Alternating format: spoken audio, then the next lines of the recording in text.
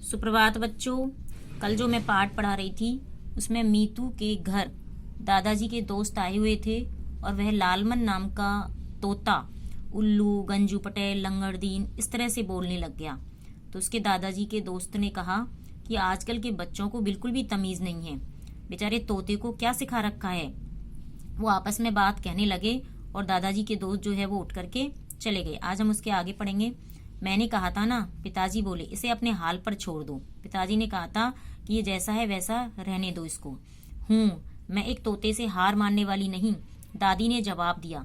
उन्होंने रसोईया, माली और छोटू सबको बुलाया और 10 का नोट दिखाते हुए कहा, इस तोते को पकड़कर कहीं दूर पहुंचा दो तो यह नोट तुम्हारा। अब वो दादी बोली, भाई मैं एक तोते से हार मान जाऊं, यह नहीं हो सकता।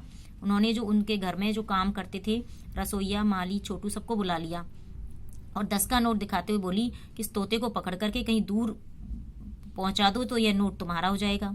अब छोटू के तो पैर में चोट लगी थी। रसोईया 10 रुपए के लिए दौड़ भाग करने वाला नहीं था। रहा माली, उसने सोचा 10 रुपए में 2 फिल्में देख लेगा। बस दूसरे ही दिन लालमन को पिंजरे में डालकर दादी के सामने पेश किया।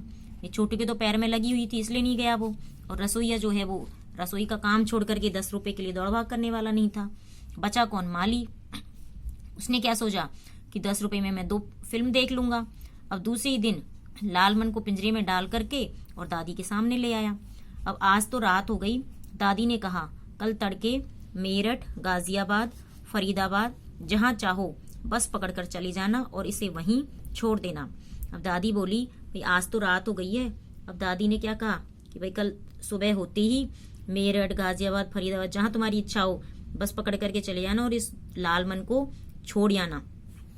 पिंजरा अभी यहीं बरामदे में छोड़ दो, यानी पिंजरा तो अभी बरामदे में रख दो। दादी की बात सुनकर मीतू अपने कमरे में घुस गई और रोते रोते सो गई। अब दादी की बात सुनकर के मीतू को गुस्सा आ गया। वो कमरे के अंदर जाकर के और रोते रोते सो गई। तो बच्चों आज यहीं तक पढ़ेंगे। धन्यवाद।